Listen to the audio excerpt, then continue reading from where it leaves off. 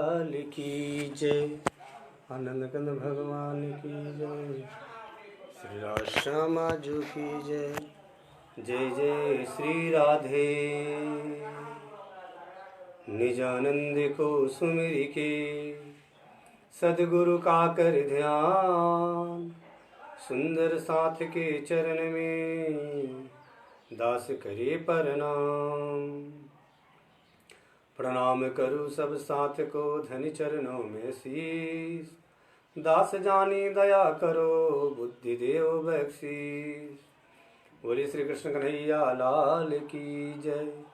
वृंदावन बिहारी लाल की जय। आनंद कंद भगवान की जय। जय जय श्री राधे।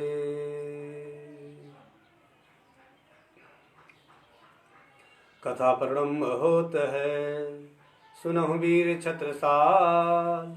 आसन को प्रभु आइए, सखा सहित श्री राज। सदा मामति दाहिने, सन्मुख सुंदर सांत। नाम लेत छत्रसाल का, शुभ होत सब काज। बोले श्री सच्चिदानंद भगवान की जय।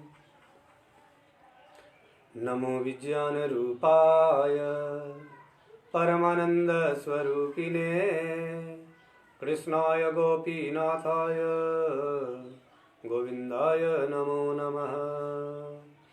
सच्चिदानंद रूपाय विश्वोत्पत्त्यादि हेतवे, तापत्रय विनाशाय श्री कृष्णाय वयं नमः।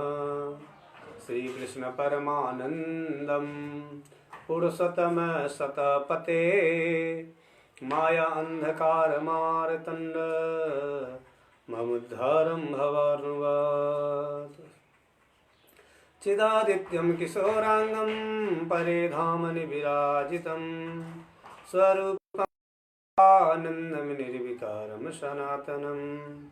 आनन्दकन्दं प्रभुदेवचन्द्रं व्रजेशरूपेण पुरापि जातं, प्रविश्य प्राप्तं प्रिय प्राणनाथं परेशपूर्णं सततं नमामि। ब्रह्मप्रिया जगरणाय जातः सर्वस्वपाता भव सिन्धुत्राता, विज्ञानदाता निजधर्मदाता दिनैकबन्धो शरणं प्रपद्ये। ब्रह्मानन्दं परमसुखदं केवलं ज्ञानमूर्तिमं, द्वन्द्वातीतं गगनसदृशं तत्त्वमस्यादिलक्ष्यम्।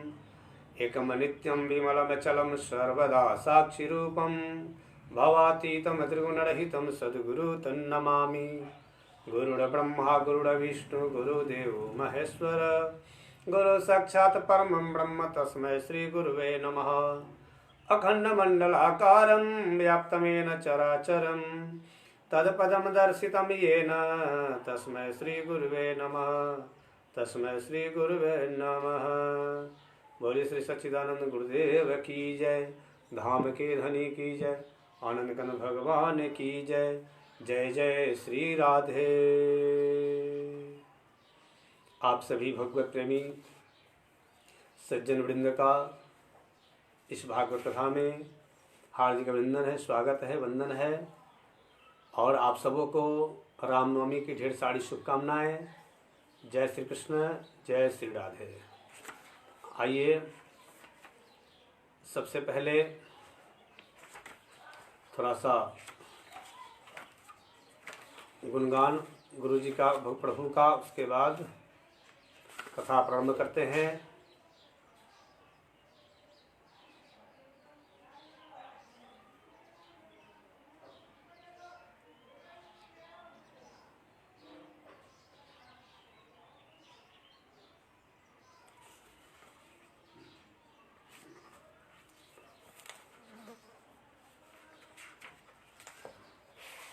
बोलिए श्री कृष्ण कन्हैया लाल की जय। सुनो रे सत्य के बनजारे,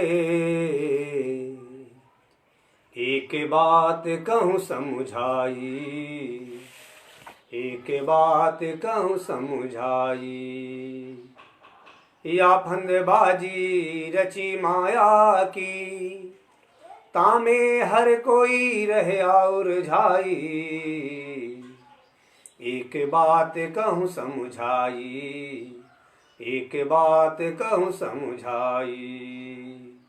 सुनो रे सत के बनजारे, एक बात कहूँ समझाई, एक बात कहूँ समझाई। आंटियान के फांसी लगाई, वे भी उलटिए दई उलटाई।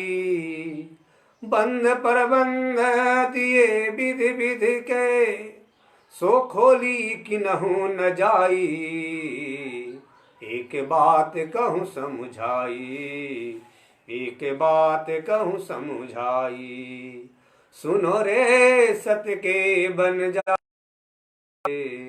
एक बात कहूँ समझाई, एक बात कहूँ समझाई। 14 भुवन लगे यही अंधेरी, झूठ को खेल झूठाई।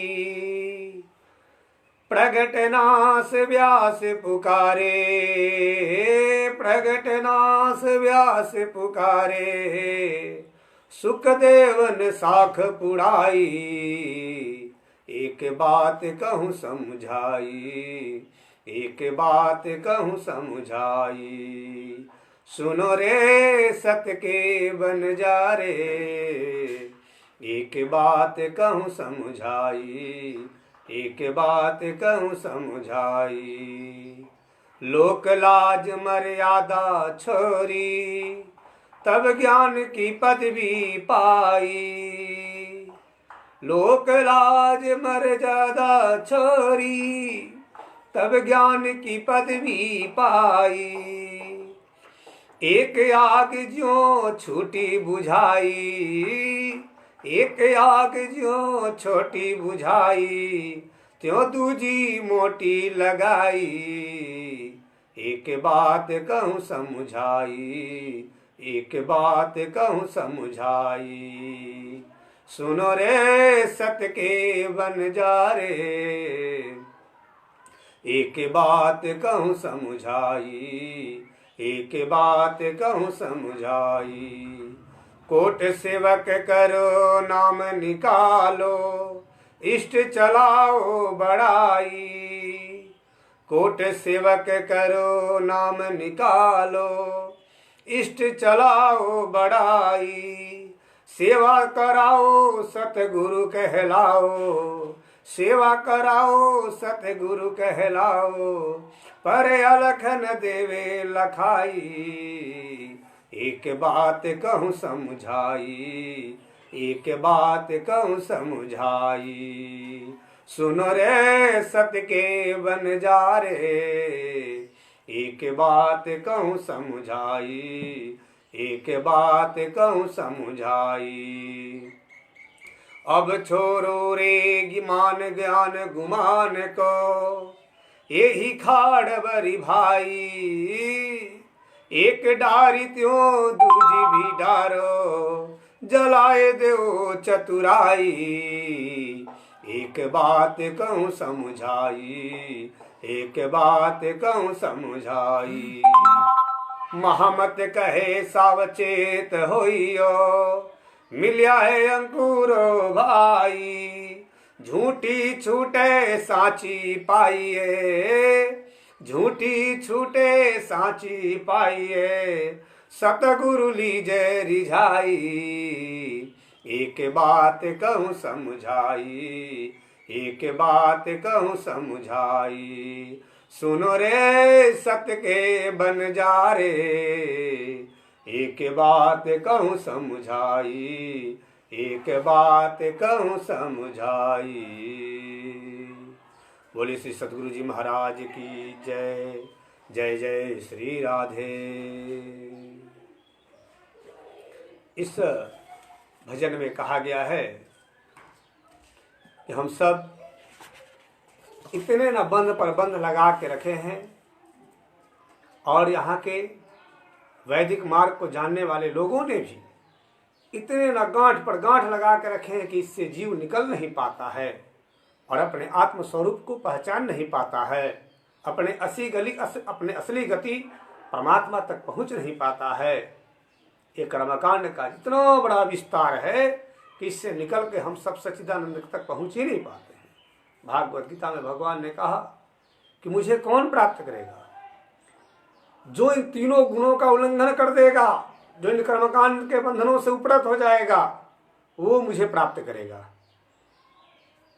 कहते हैं 14 भवन लगे यही अंधेरी, झूठ को खेल झूठाई।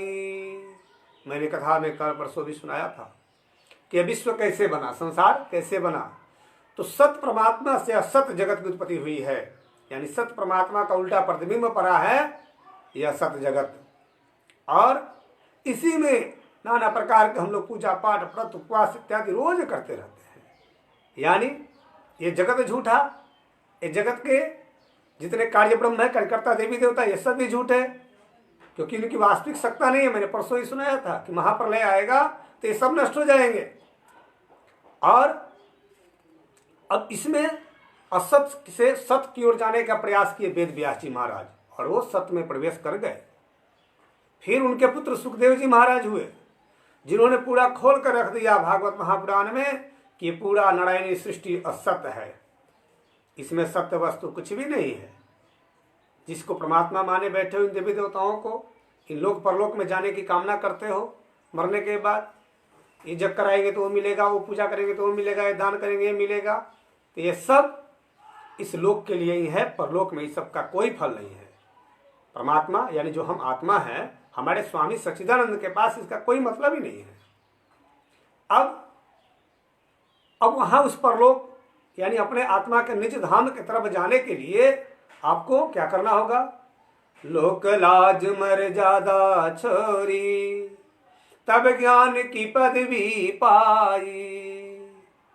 यानी लोक लाज मर्यादा छोड़ी, पूजा करेंगे या ब्रह्म ज्ञान धारण करेंगे, ब्रह्मज्ञानी बनेंगे तो वो क्या कहेगा, वो क्या कहेगा, लोग क्या कहेंगे, गांव क्या कहेगा, समाज क्या कहेगा। अरे ये सब कुछ छोड़ना पड़ता है, क्योंकि लोगवा का कहीं इस चक्कर में तो फंस के हम लोग बर्बाद हो जाते हैं, तबाह हो जाते हैं और अपने अच्छे से कार्यों से विमुख हो जाते हैं। अब यहाँ तो ऐसे ऐसे भी संत महात्मा हैं या हुए जिनके करोड़ों शिष्य हैं, लेकिन जब पूर्वजों को देखा जाए, ऋषियों को, तो 2, 4, 5, 10 शिष्य बना पाते, बहुत तो 150 बहुत हो गया। क्योंकि जिसको शिष्य बनाया जाता है उसको परम ज्ञानी भक्त बनाना पड़ता है। अगर वो ऐसा नहीं हुआ तो उसके आत्मा का उद्धार होगा नहीं, अतः उसका दोष अब लगेगा जिसने शिष्य बनाया उसको। अब इसका दोष कौन भोगेगा? गुरु। ये कथा में आज मैं सुनाने वाला हूं, नारद जी की कथा, उसमें आएगा।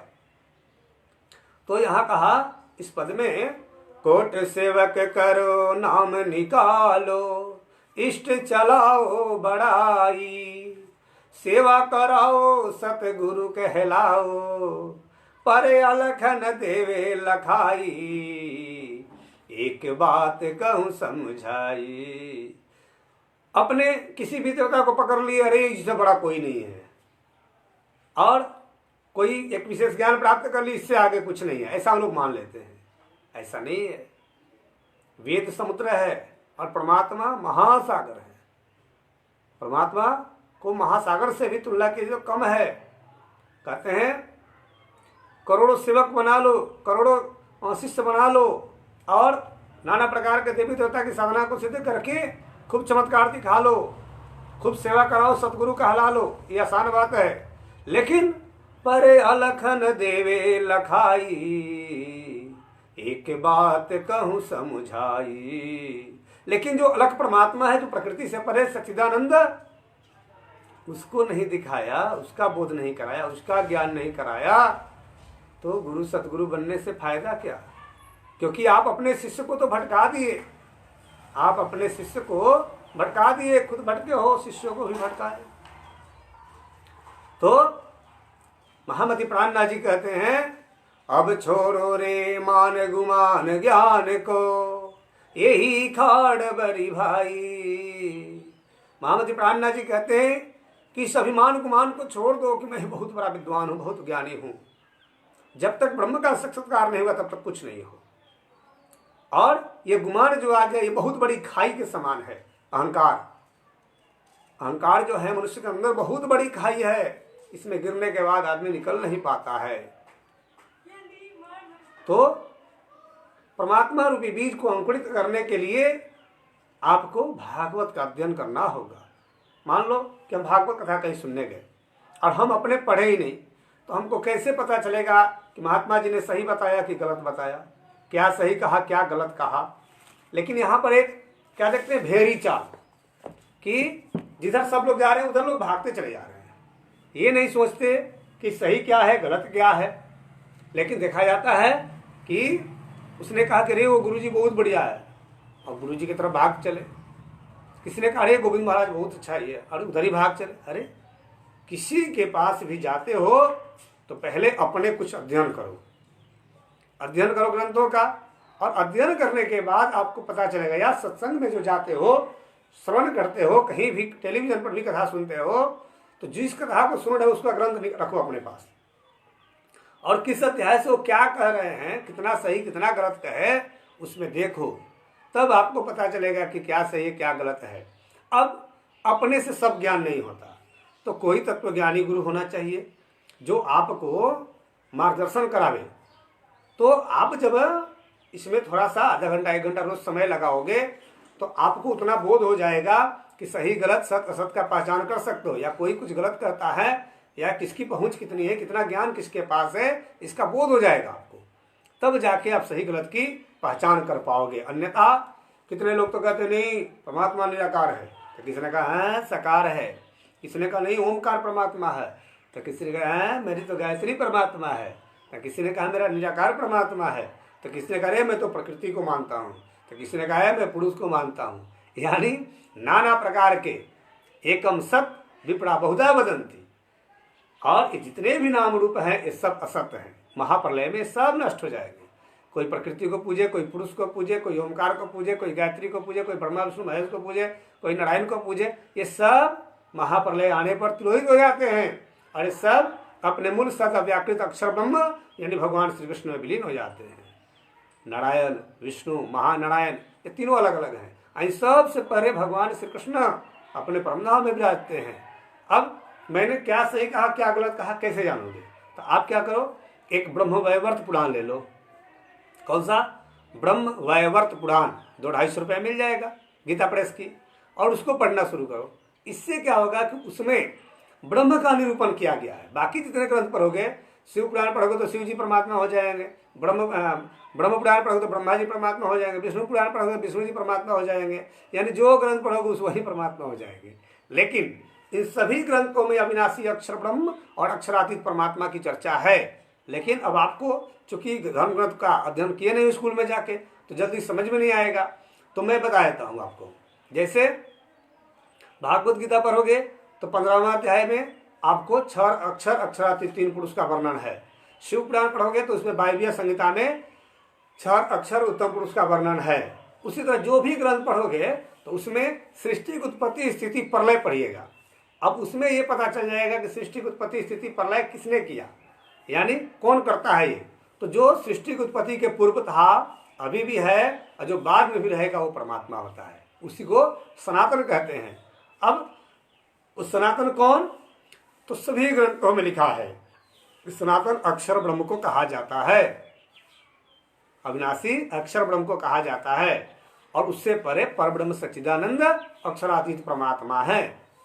तो ये सत्य हुए और अक्षर ब्रह्म, अचित हुए सच्चिदानंद परब्रह्म अक्षरातीत पुरुषोत्तम, और तो ये चित सत, और फिर उस सत का उल्टा प्रतिबिंब पड़ा तो आदि पुरुष नारायण के रूप में प्रकट हुआ। जो अब आदि पुरुष नारायण के एक रूप से करोड़ों विश्व ब्रह्मांड पैदा हुए, अलग अलग ब्रह्मांडों में अलग अलग नारायण लक्ष्मी निवास करते हैं। तो इस तरह से असंख्य नारायण है, असंख्य ब्रह्मांड है, असंख्य आसक्ति है, इसकी कोई गिनती नहीं है। अब इसको जानने के लिए आप साधारण भाषा में ब्रह्म वैवर्त पुराण ले लो और उसको पढ़ना शुरू करो, आपको सब पता चल जाएगा। अब फिर ब्रह्म वैवर्त पुराण पढ़ोगे तो उससे आगे का भी बोध करना होगा।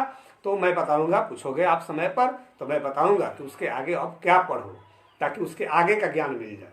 तो आइए अब हम आपको ले चलते हैं कल जहाँ कथा छोड़े थे वहीं पर। तो कल हमने कथा सुनाया था कि सभी देवता कैसे उत्पन्न हुए भगवान श्री कृष्ण से, गोलोक धाम से, स्वर्ग वैकुंठ से भी परे, आदि पुरुष पुरुष प्रकृति से भी परे, अव्याकृत ब्रह्म के महाकारण में जो गोलोक धाम है, उस गोलोक धाम के भगवान श्री कृष्ण से कैसे नारायण पैदा हुए, प्रकट हुए, शिव जी प्रकट हुए, ब्रह्मा जी प्रकट हुए, फिर दुर्गा जी प्रकट हुई, सरस्वती जी प्रकट हुई, धर्मराज प्रकट हुए, लक्ष्मी जी प्रकट हुई, सावित्री प्रकट हुई, सब लोग कैसे प्रकट हुए भगवान से। अब इसमें अब सृष्टि विस्तार में क्या हुआ, अब यहाँ ब्रह्मा जी को कार्य मिला सृष्टि बनाने का, उन्होंने सृष्टि बनाया और उस सृष्टि में उनके कई एक मानस पुत्र हुए, जिनमें से एक पुत्र थे नारद, एक पुत्र थे नारद। अब क्या हुआ कि नारद मुनि को ब्रह्मा जी ने कहा कि पुत्र तुम विवाह कर लो, तुम विवाह कर लो। तो नारद जी ने कहा कि पिताजी विवाह तो विष के समान है, विवाह विष के समान है। नारद जी बोले जगतपते पितामह, पहले हमारे बड़े भाई सनक सनंदन आदि ज्येष्ठ पुत्रों को बुलाइए और उनका विवाह कीजिए, तत्पश्चात हम लोगों से ऐसा करने के लिए कहिए जो छोटे हैं। पहले बड़ों का विवाह होता है ना, तो ब्रह्मा जी के पहले मानस पुत्र जो हुए सनक सनंदन सनकादिक सनत कुमार, ये लोग नैष्ठिक ब्रह्मचारी हो गए और ये हरिनाम की चर्चा में लग गए, हरिनाम कीर्तन में लग गए। तो नारद जी कहते हैं कि पहले उनका तो विवाह कीजिए, तब न मुझ छोटे का विवाह कीजिएगा। कहते हैं तब हमें ही क्यों संसार बंधन में डाल रहे हैं, उन्हें तपस्या में लगाया है और हमें संसार बंधन में क्यों डाल रहे हो। अहो कितने खेद की बात है कि प्रभु की बुद्धि विपरीत भाव को प्राप्त हो रही है, मेरी पिता की बुद्धि विपरीत भाव को प्राप्त हो रही है कि बड़े पुत्रों का विवाह नहीं कर रहे हैं और वो छोटे का विवाह करना चाहते हैं। कहते हैं भगवान आपने किसी पुत्र को तो अमृत से भी बढ़कर तपस्या का कार्य दिया है और किसी को आप विष से भी अधिक विषम विषय भोग दे रहे हैं। पिताजी जो अत्यंत निम्न कोटि के भयानक भव सागर में गिरता है, उसका करोड़ों कल्प बीतने पर भी उद्धार नहीं होता। कहते हैं भगवान पुरुषोत्तम ही सबके आदि कारण, सच्चिदानंद परमात्मा ही सबके आदि कारण तथा निस्तार के बीज हैं। वे ही सब कुछ देने वाले हैं, भक्ति प्रदान करने वाले, दास सुख देने वाले, सत्य तथा कृपामय हैं। वे ही भक्तों की एकमात्र शरण देने वाले, भक्त वत्सल और स्वच्छ हैं, पवित्र हैं, भक्तों के प्रिय रक्षक और उन पर अनुग्रह करने वाले वे ही हैं। भक्तों के आराध्य तथा प्राप्तव्य वस्तु उन परमेश्वर श्री कृष्ण को छोड़कर कौन मूढ़ विनाशकारी विषय में मन लगाएगा। अमृत से भी अधिक प्रिय श्री कृष्ण सेवा छोड़कर कौन मूर्ख विषय नामक विषम विष का भक्षण आस्वादन करेगा। विषय तो स्वप्न के समान नश्वर, तुच्छ, मिथ्या तथा विनाशकारी है और इस विषय भोगने में, वैवाहिक बंधन में सिर्फ फंसना है, निकलना नहीं है। एक बार जो इस कांटों की बाड़ी में फंस गया तो उसको उलझ उलझ के मर जाना है, निकलने का रास्ता इसमें से नहीं है, सिर्फ इसमें प्रवेश करने का रास्ता है कि फंसते जाओ फंसते जाओ फंसते जाओ। लेकिन शुरू में बड़ी अच्छा लगता है विवाह करना कि पत्नी आएगी, हम इसके साथ ऐसे रहेंगे वैसे रहेंगे, लेकिन जब ये कांटों की बाड़ी में जीव उलझता है उस समय उसको अफसोस होता है कि इससे तो अच्छा होता है कि मैं ब्रह्मचर्य का पालन करता तो हमारा ओज होता, तेज होता, तेजस्वी होते और उसके बाद परमात्मा की भक्ति प्राप्त करते और जगत को भी अच्छी मार्ग दिखाते। लेकिन ये विषय तो पहले बड़ी भौड़े के गुनगुनाहट के समान सुंदर प्रतीत होता है, इसलिए सब लोग विषय की इच्छा कर लेते हैं, लेकिन बाद में पता चलता है कि तो बड़ी गड़बड़ है इसमें तो सिर्फ दुख दुख है। तात जैसे दीप शिखा का अग्रभाग पतंगों को बड़ी सुंदर लगता है, मनोहर प्रतीत होता है। दीपक जब जलता है तब जो भौड़ा है, पतंग है, उसको बड़ी अच्छा लगता है और जैसे ही वो आग के रूप पर मोहित होकर गिरता है जल के खाक हो जाता है। जैसे बंसी में कुदा हुआ मांस मछलियों को अपाततः सुखद जान पड़ता है, उसी प्रकार विषयी पुरुषों को विषय में सुख की प्रतीति होती है, परंतु वास्तव में मृत्यु का कारण है। इसलिए मृत्यु से बचने वाले को विषय की कामना नहीं करना चाहिए। दुख रोग पापों से बचने के लिए विषय की इच्छा नहीं करना चाहिए, भोग की इच्छा न करें, समय रहते इसका त्याग कर देना चाहिए। ब्रह्मा जी के सामने वहां ऐसी बात कहकर नारद जी चुप हो गए। वे अग्नि शिखा के समान तेज से प्रकाशित हो रहे थे। पिता को प्रणाम करके चुपचाप खड़े रहे। उनकी बात सुनकर ब्रह्मा जी रोष से आग बबूला हो उठे और उनका मुंह लाल हो गया, होठ फड़कने लगे, सारा अंग थर थर कांपने लगा। ब्रह्मन वे पुत्र को श्राप देते हुए बोले। ब्रह्मा जी ने कहा, नारद, मेरे श्राप से तुम्हारा ज्ञान का लोप हो जाएगा। उस समय नारद जी भगवान श्री कृष्ण के परम भक्त थे और हमेशा श्री कृष्ण शरणम मम, जय श्री कृष्ण शरणम मम भगवान नाम के कीर्तन करते रहते थे। लेकिन नारद जी ने को ब्रह्मा जी ने क्या कहा कि अब तुम्हारे ज्ञान का लोप हो जाएगा, तुम कामनियों के क्रीड़ा मृग बन जाओगे, तुम कामनियों के क्रीड़ा मृग बन जाओगे, उनके वशीभूत हो जाओगे, तुम 50 कामनियों के पति बनोगे। नारद जी ने श्राप दिया कि एक विवाह नहीं कर रहे हो, मैं श्राप देता हूं कि तुम 50 कामनियों के पति बनोगे और 50 विवाह करोगे। कहते हैं अब श्रृंगार शास्त्र के ज्ञाता भी बनोगे, श्रृंगार सस्वादन के दंत लोलूप और नाना प्रकार के श्रृंगार में निपुण लोगों के गुरु के भी गुरु होगे, ऐसा श्राप दिया। कहते हैं गंधर्वों में श्रेष्ठ पुरुष होगे, सुमधुर स्वर सिक्त उत्तम गायक बनोगे, वीणा वादन संदर्भ में पारंगत तथा सुस्थिर यौवन से युक्त होगे, विद्वान, मधुर भाषी और शांति, सुशील, सुंदर और सुबुद्धि होगे। इसमें संशय नहीं है। उस समय उभरण नाम से तुम्हारी प्रसिद्धि होगी, अतः उभरण गंधर्व बनोगे। उन कामनियों के साथ युगों तक निर्जन वनों में विहार करके फिर मेरे शाप से दासी पुत्र होगे। बेटा, तदनंतर वैष्णवों के संसर्ग से और उनके जूठन खाने से, श्री कृष्ण भक्तों का जूठन खाने से तुम पुनः श्री कृष्ण की पूजा कृपा प्राप्त करके मेरे पुत्र रूप में प्रतिष्ठित हो जाओगे। उस समय मैं पुनः तुम्हें दिव्य एवं पुरातन ज्ञान प्रदान करूंगा। इस समय मेरी आंखों से ओझल हो जाओ, अवश्य ही नीचे गिरो। ब्रह्मा जी ने श्राप दिया। ब्रह्मन पुत्र से ऐसा कहकर जगतपति ब्रह्मा चुप हो गए और नारद जी रोने लगे। उन्होंने दोनों हाथ जोड़कर पिता से कहा।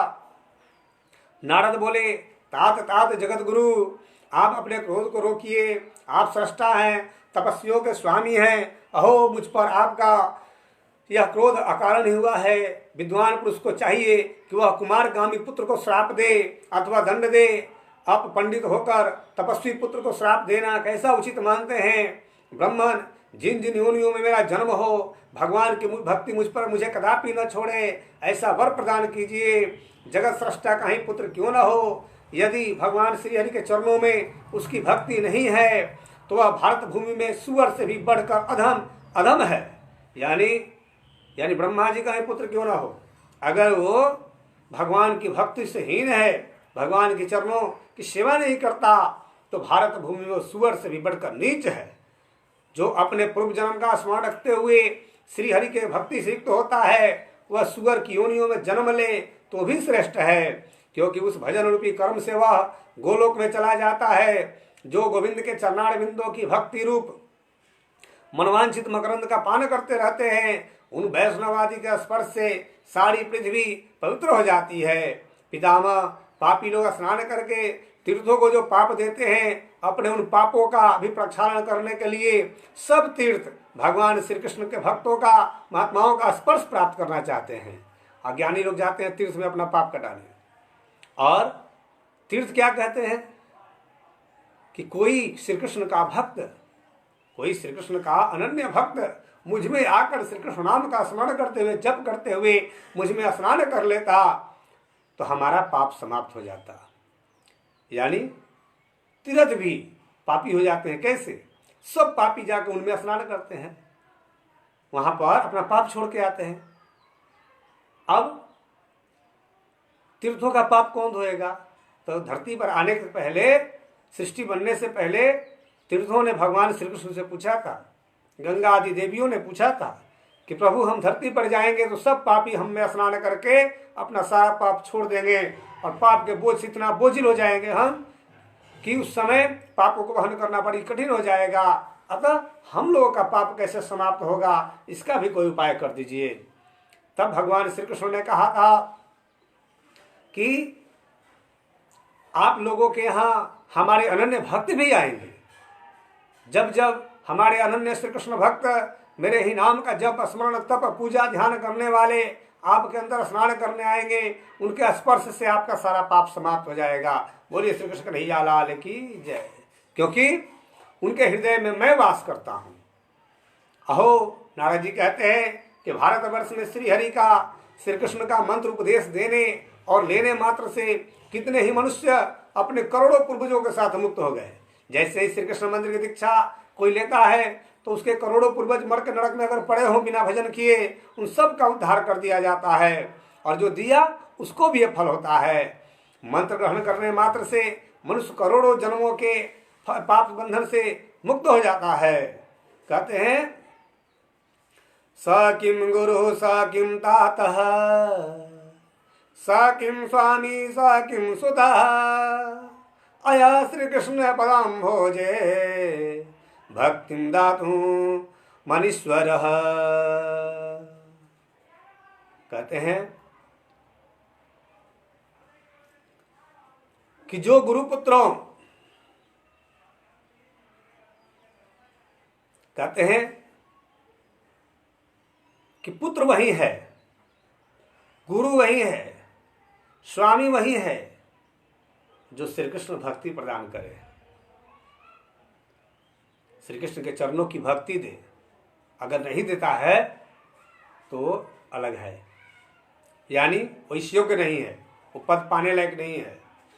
कहते हैं जो गुरुपुत्रों, पत्नियों, शिष्यों, सेवकों और भाई बंधुओं को उपदेश दे, उन्हें सन्मार्ग का दर्शन कराता है, श्री कृष्ण के चरणों तक ले जाता है, कुमार्ग से हटाता है, सन्मार्ग पर चलाता है, उसे निश्चय ही उत्तम गति की प्राप्ति होती है।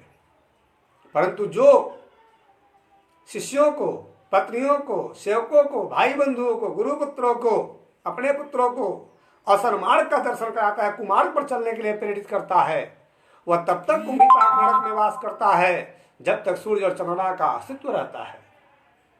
इसलिए कभी किसी को भूल से भी गलत राय नहीं देना चाहिए, गलत स्थान का पता नहीं बताना चाहिए। यानी भला किसी का कर न सको तो बुरा किसी का मत करना, भला किसी का कर न सको तो बुरा किसी का मत करना। यानी हम अगर किसी की भलाई नहीं कर सकते तो बुराई करने का भी अधिकार नहीं है। अगर ऐसा करते हैं तो जब तक सूर्य और चंद्रमा रहेंगे तब तक नरक में वास करना पड़ेगा। कहते हैं वह कैसा गुरु, कैसा पिता, कैसा स्वामी, कैसा पुत्र जो भगवान श्री कृष्ण के चरणार बिंदों की भक्ति देने में समर्थ न हो।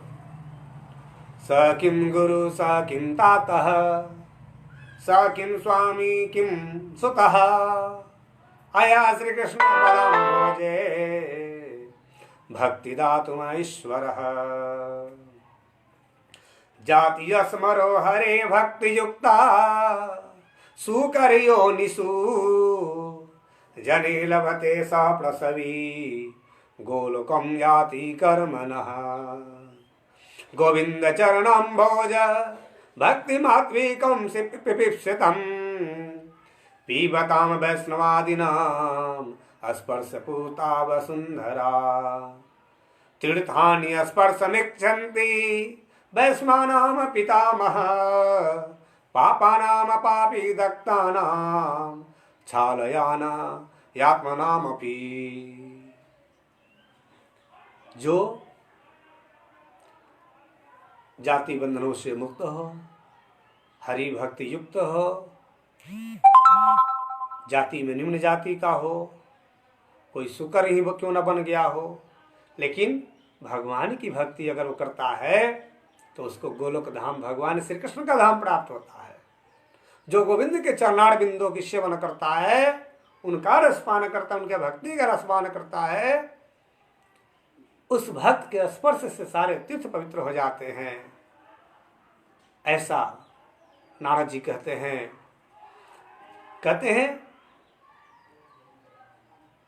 नारद जी ने अब क्रोध में आकर नहीं माने पिता तो उनको भी श्राप दे दिया। नारद जी ने क्या कहे कि आपने किसी अपराध के ही मुझे श्राप दे दिया है, अतः बदले में मैं भी आपको श्राप दूं तो अनुचित न होगा। मेरे श्राप से आप संपूर्ण लोकों में कवच, स्त्रोत और पूजा सहित आपके मंत्र का निश्चय ही लोप हो जाए। पिताजी, जब तक 3 कल्प न बीत जाए तब तक 3 लोकों में आप अपूज्य बने रहेंगे। 3 कल्प बीत जाने पर आप पूजनियों के भी पूजनीय होंगे। सुब्रत, इस समय आपका यज्ञ भाग बंद हो जाएगा। केवल एक ही बात रहे, आप देवता आदि के वंदनीय बने रहें। पिता के सामने ऐसा कहकर नारद जी चुप हो गए और ब्रह्मा जी संतप्त हृदय से सभा में सुस्थिर भाव से बैठे रहे। कहते हैं, पिता के दिए हुए श्राप को ही कारण नारद जी उपहरण नाम के गंधर्व हुए और वहाँ 50 विवाह हुआ उनको, और श्रृंगार शास्त्र के ज्ञाता हुए और 50 स्त्रियों के साथ जीवन निर्वाह किए। एक बार की बात है कि स्वर्ग में उनको भगवान का कीर्तन करने के लिए बुलाया गया, क्योंकि वो गायक थे, कीर्तन करने के लिए बुलाया गया। अब वहां जाकर वो अब भगवान नाम भूल गए और देखिए कैसी मति मारी गई कि लौकिक गीत गाने लगे। जैसे आज के व्यास लोग हैं, ये सब क्या करते हैं, आते हैं जागरण करने और गाते हैं गीत, कौन सा गंदे गंदे गाने गाने लगते हैं भगवान के नाम पर। तो ये सब का क्या गति होगा, ये सब नरक को प्राप्त होते हैं, क्योंकि आए भक्ति जागरण करने और वहाँ गीत गाते हैं उल्टे पुल्टे। अब इन सब की दुर्गति होती है। अब यहाँ पर तो क्या दुर्गति होगी, उदाहरण गंधर्व पर सभी देवता खिसला गए। उन लोगों ने कहा, अरे मूर्ख, तू हम देवताओं ऋषियों की सभा में आकर ये सांसारिक लौकिक गीत गाता है।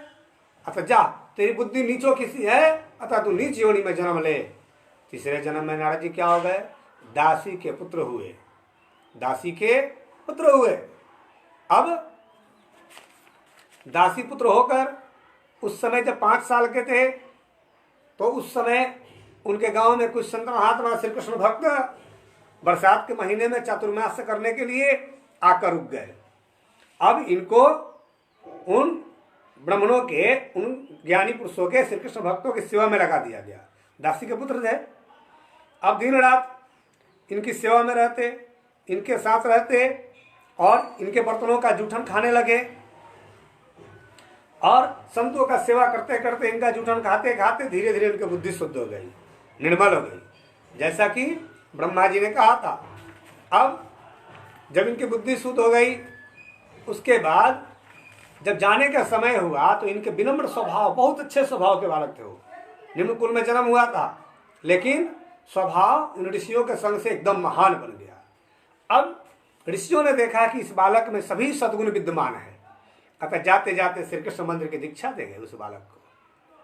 भगवान के मंत्र की दीक्षा के अधिकारी सब लोग हैं, उनके लिए कोई बाध्य नहीं है। भगवान कभी भी किसी के लिए बड़े छोटे भेदभाव सब नहीं रखते।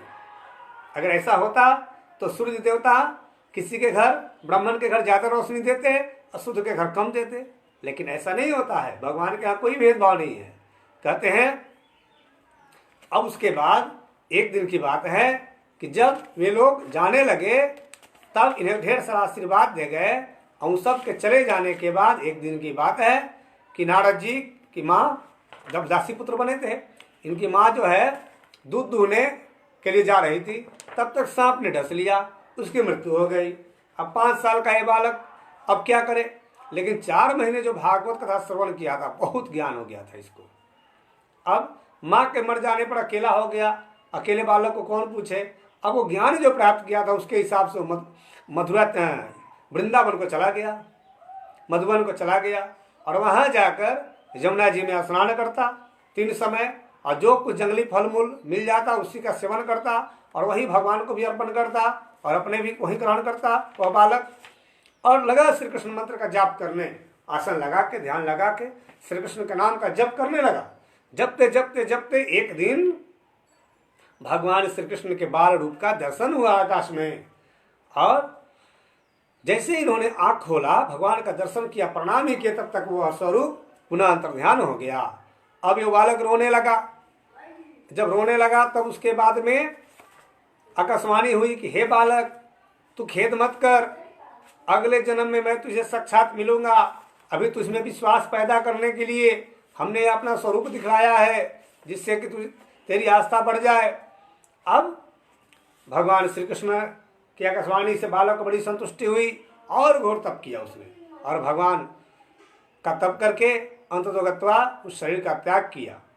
अब उसके बाद पुनः इस कल्प में, जो बड़ा कल्प अभी चल रहा है, इस कल्प में वही बालक पुनः नारद हुआ। यानी नारद जी पहले उदाहरण गंधर्व बने, फिर दासीपुत्र बने, अभी फिर नारद बने। तो अब की बार जब उन परब्रह्म परमात्मा भगवान श्री कृष्ण ने अवतार लिया, लीला किया, तो यहाँ प्रत्यक्ष रूप में भगवान की लीला में सम्मिलित रहते थे और भगवान के लीला का खूब रस आस्वादन किए और भगवान की भक्ति को प्राप्त हो गए।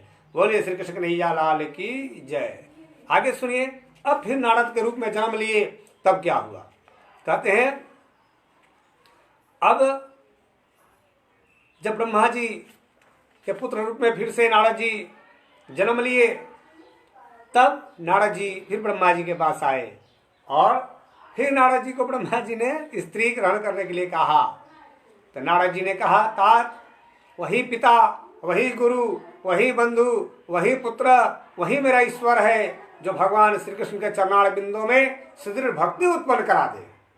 फिर से सुनिए ये लाइन, स पिता स गुरु बंधु स पुत्र स मदीश्वर अय कृष्ण पदम भोजे दृढ़ भक्ति चकारयत। कि पिता वही है, गुरु वही है, पुत्र वही है, वही मेरा ईश्वर है जो मुझे श्री कृष्ण के चरणों तक पहुंचा दे। कहते हैं यदि बालक अज्ञानवश कुमार्ग पर चल रहे हो तो उन्हीं को जो उस मार्ग से हटाता है वह करुणा निधान पिता है, जो श्री कृष्ण चरणों में लगी हुई भक्ति का त्याग कराकर पुत्र को दूसरे किसी विषय में लगाए वह कैसा पिता है। स्त्री संग्रह केवल दुख का ही कारण है। आजकल के तो ऐसे पिता हैं, वो कहते हैं कि चाहे तू कुछ भी कर, पैसा कमा के ला, चोरी से, बेईमानी से, लबाड़ी से, चाहे जैसे भी हो, ऐसे भी पिता की कमी नहीं है। यानी भगवान नाम अगर देख लिए कि मेरा बेटा भगवान का भजन कर रहा है बचपन से, तो उनको टेंशन हो जाता है कि लगता है कमाए महंगा नहीं, साधु बन जाएगा। अरे भगवान का भजन करने से कोई साधु यानी जो भगवान की साधना में लग गया, इसका मतलब ये नहीं कि वो धन नहीं कमाएगा, माता पिता की सेवा नहीं करेगा, विवाह करे ना करे उसके ऊपर निर्भर करता है। कहते हैं स्त्री संग्रह केवल दुख का ही कारण है, उससे सुख नहीं मिलता। वह तपस्या, स्वर्ग, भक्ति, मुक्ति एवं सत्कर्मों में विघ्न उपस्थित करने वाला है। ब्राह्मण मूढ़चित गृहस्थों के घरों में 3 प्रकार की स्त्रियां पाई जाती हैं। बेवकूफों के घर में साध्वी, भोग्या और कुलटा, वे सब की सब स्वार्थ परायणा होती हैं। साध्वी स्त्री परलोक के भय से, इस लोक में अपने को यश मिलने के लोभ से, कामाशक्ति से भी निरंतर स्वामी की सेवा करती है। अब भोग्या स्त्री भोग की अभिलाषणी होती है, वो सदा केवल कामाशक्ति से ही प्रियतम पति की सेवा करती है कि हमारा प्रियतम पति हमें खूब प्यार करेगा। कहते हैं भोग के सिवा और किसी हेतु से वह क्षण भर भी सेवा नहीं करती। जैसे ही वह भोग्या स्त्री देखती है कि पति अब हमें सुख देने लायक नहीं रहा, उस पति का त्याग कर देती है, वह भोग्या स्त्री है। कहते हैं ऐसे फिर होती है कुलटा। अब उसको अपने एक पति से मतलब नहीं होता है, वो अनेकों पति कर सकती है अपनी इच्छा पूर्ति के लिए। तो इसलिए विद्वान पुरुषों को स्त्रियों से उतना ही लगाव रखना चाहिए जितना से काम चल जाए, बहुत ज्यादा नहीं, क्योंकि यह भटका देंगी, मार्ग से आपको हटा देंगी। अब सबके यहाँ सीता तो नहीं है, सबके यहाँ राम की सीता तो नहीं है। अब सीता को भी प्राप्त करने के लिए राम बनना पड़ेगा, और सती सावित्री सबके जीवन में नहीं आती है, बहुत बिरले ही कोई प्राप्त करते हैं। तो और वैसे सती सावित्री स्त्रियों की भी कमी नहीं है कभी भी, क्योंकि इस धरा पे हर प्रकार के प्राणी निवास करते हैं और इस तरह से ये सृष्टि चल रही है। कहते हैं अब नारद जी के आग्रह पर ब्रह्मा जी ने कहा कि ठीक है पुत्र, मैं तुम्हें वो मार्ग दिखाता हूं। अब तुम वैष्णव हो, अतः घर में रहो और श्री कृष्ण चरणों की अर्चना करो। ठीक है, तुमको कृष्ण भक्ति करना है तो घर में रहो और श्री कृष्ण चरणों की सेवा करो। बेटा, जिसके भीतर बाहर श्री हरि विद्यमान है, उसे तपस्या से क्या लेना है? तपस्या यानी जंगल में भाग के क्या करना है? अरे वहां भी भगवान का नाम लेना है, यहाँ भी करना है, तो शांत होकर घर में ही भजन करो। जिसके बाहर और भीतर श्रीहरि नहीं है, अर्थात जो श्रीहरि को अपने बाहर और भीतर व्याप्त नहीं देखता, वो जंगल में जाके क्या करेगा? उसे भी व्यर्थ की तपस्या से क्या लेना देना है? तपस्या के द्वारा श्रीहरि की आराधना की जाती है, दूसरा कोई आराध्य नहीं है, श्री कृष्ण के सिवा कोई आराध्य नहीं है। बेटा जहां तहां कहां कहीं भी रहकर की हुई श्री कृष्ण की सेवा सर्वोत्तम तप है। तप क्या है? श्री कृष्ण के चरणों की सेवा ही तप है। अतः तुम मेरे कहने से ही घर में रहकर श्री हरि का भजन करो। कहते हैं गृहस्थ बनो, क्योंकि गृहस्थों को सदा ही सुख मिलता है। पत्नी के परिग्रह का प्रयोजन है पुत्र की प्राप्ति। भोगने की चीज नहीं है पत्नी, उससे अपने से भी उत्तम सम्मान प्राप्त करो। और क्योंकि पुत्र सैकड़ों प्राण वल्लभा, पत्नियों से अधिक प्रिय होता है। पुत्र से बढ़कर बंधु कोई नहीं है और पुत्र से बढ़कर कोई प्रिय नहीं है। सबसे जीतने की इच्छा करें, एकमात्र पुत्र से हारने की इच्छा करता है व्यक्ति। पराजय की कामना करें, क्योंकि कोई भी प्रिय पदार्थ अपने लिए नहीं पुत्र के लिए रखा जाता है, इसलिए पुत्र प्रिय होता है। अतः प्रियतम पुत्र को अपना श्रेष्ठ धन सौंप देना चाहिए। कहते हैं नारद जी बोले, तात जो स्वयं सब कुछ जानकर अपने पुत्र को कुमार्ग में लगाता है, वह पिता दयालु कैसे माना जा सकता है? ब्रह्मा जी को फिर समझा रहे हैं नारद जी। कहते हैं ब्राह्मण सारा संसार पानी के बुलबुले के समान है, नश्वर है।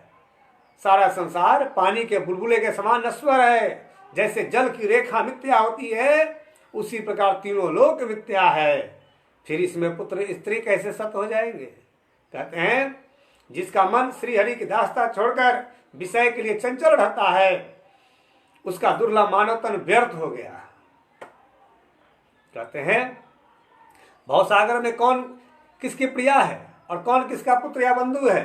कर्ममयी तरंगों के उठने से इन सब का संयोग होता है। उन तरंगों के शांत होने पर सब पिछड़ जाते हैं। जैसे नदी की धारा में बहुत से बालू कण बह के एक दूसरे से मिलते रहते हैं, फिर बिछड़ते रहते हैं, मिलते रहते हैं, बिछड़ते रहते हैं। उसी तरह यहाँ न कोई पुत्र है, न पत्नी है, न मित्र है, न बंधु है।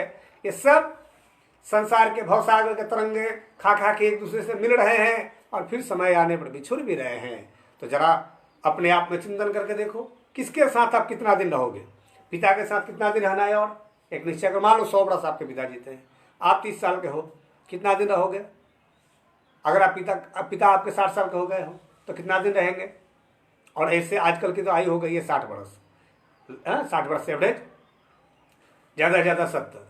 तो कौन कितना दिन रहने वाले हैं आपके साथ? ये जरा चिंतन कर लो, मंथन कर लो।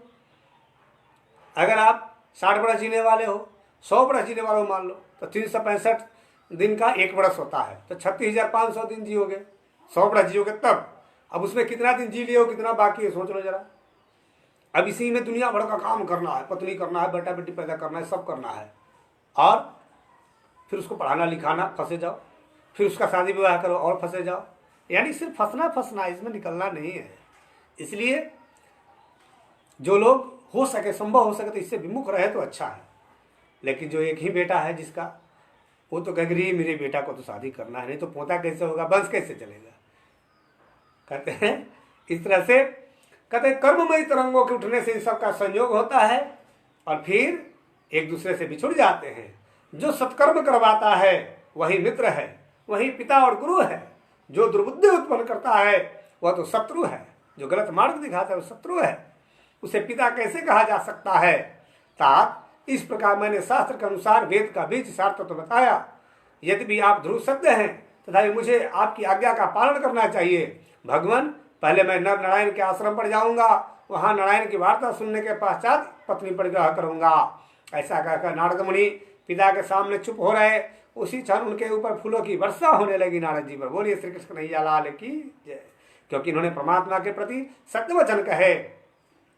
पिता के सामने क्षण भर खड़े रहकर मुनिवर नारद ने फिर मंगलदायक कहा। नारद ने कहा, पिताजी पहले मुझे श्री कृष्ण मंत्र का उपदेश दीजिए, जो मेरे मन को अभिष्ट है। श्री कृष्ण मंत्र संबंधी जो ज्ञान है तथा जिसमें उनके गुणों का वर्णन है, वह सब मुझे बताइए।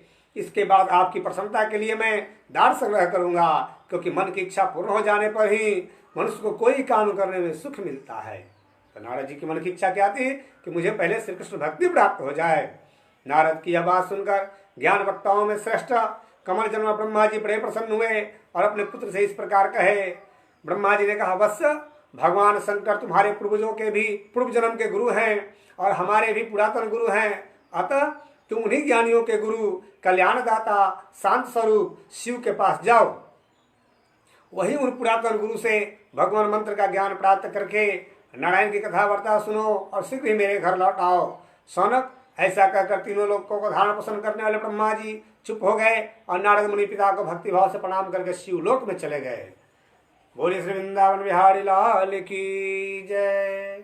जब शिवलोक में नारद जी गए तो वहां देखते हैं कि नाना प्रकार के रत्नों के बने हुए अनेक पर्वत हैं, अनेक माणिक्य मुक्तामणि के दर्पण हैं। विश्वकर्मा ने उस लोक में सपने में भी नहीं देखा होगा। एक माँ शिव से महात्मा जन उससे कल पर्यंत निवास करते हैं। ऐसा लोक देखकर नारद जी बड़ी प्रसन्न हुए।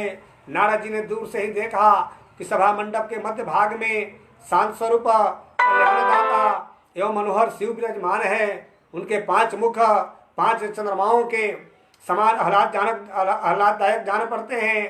प्रत्येक मुख में प्रफुल्ल कमल के समान 3-3 नेत्र हैं। उन्होंने मस्तक पर गंगा जी को धारण कर रखा है तथा उनके भारत देश में निर्मल चंद्रमा का मुकुट शोभा पा रहा है। तपाए हुए सुवर्ण के समान कांतिमती पीली जटा धारण करने दिगंबर भगवान श्री कृष्ण शिव उस समय आकाश गंगा में उत्पन्न कमलों के बीच पद्माक्ष की माला से सनंद श्री कृष्ण का नाम जप कर रहे हैं। महादेव जी कौन है? भगवान श्री कृष्ण के भक्तों में सबसे श्रेष्ठ है महादेव जी। कहते हैं सनंद श्री कृष्ण का मंत्र जप कर रहे हैं। उनकी अंग कांति गौर वर्ण की है, वे अनंत और विनाशी हैं। उनके कंठ में सुंदर नील चिन्ह शोभा पाता है, एक नागराज के हार से अलंकृत हैं। ऐसा स्वरूप देखकर नारद जी अत्यंत प्रसन्न हुए और महादेव के निकट पहुंचे। महादेव ने देखा कि ब्रह्मा के मानस पुत्र नारद जी पधारे हैं। अब महादेव ने खड़े होकर नारद का सत्कार किया, आसन देकर बैठाया। कहते हैं और इस तरह से नारद जी जब उन सभी ऋषि मुनियों के बीच में बैठ गए महादेव के सामने, तब महादेव ने कुशल मंगल पूछा और इस पर नारद जी ने अपना अभिप्राय रखा कि मुझे भगवान श्री कृष्ण की भक्ति का मार्ग दिखाइए। जो आपके आत्मा के स्वामी हैं, जिन सच्चिदानंद परब्रह्म श्री कृष्ण की आप भजन करते हैं, जिनकी कथा वार्ता में लगे रहते हैं, उन्हीं परमात्मा का ज्ञान मुझे हो जाए, ऐसी कृपा कीजिए, क्योंकि आप गुरुओं के भी गुरु हैं। कहते हैं देवर्षि नारद ने भगवान शंकर से फिर श्रीहरि के स्त्रोत, कवच, मंत्र, उत्तम पूजा विधान, ध्यान और उनके तत्व ज्ञान की याचना की। महेश्वर ने उन्हें स्त्रोत, कवच, मंत्र, ध्यान, पूजा विधि तथा उनके पूर्व जन्म संबंधी ज्ञान का उपदेश दिया। वह सब कुछ पाकर मुनि श्रेष्ठ नारद का मनोरथ पूर्ण हो गया। उन्होंने अपने शरणागत वत्सल गुरु भगवान शिव को भक्ति भाव से प्रणाम किया और इस प्रकार कहा। नारद जी बोले, वेद वक्ताओं में श्रेष्ठ प्रभु, आप ब्राह्मणों के और गृहस्थों के अनेक आचार विचार, दिनचर्या, नित्य कर्म का वर्णन कीजिए, जिससे प्रतिदिन स्वधर्म पालन हो सके। श्री महेश्वर ने कहा कि हे मुने, सभी गृहस्थों का यह धर्म है कि प्रतिदिन ब्रह्म मुहूर्त में उठकर रात्रि में पहने हुए कपड़े बदल दे और अपने ब्रह्मानंद में स्थित सूक्ष्म निर्मल ग्लानि रहित सहस्रदल कमल पर विराजमान गुरुदेव का चिंतन करे। सबसे पहले ब्रह्म मुहूर्त में उठ के अपने बिछावन पर ही सबसे पहले प्रणाम करें गुरु जी को, भगवान को। फिर अपना दाहिना पैर जमीन में उतारे, धरती माता को प्रणाम करें।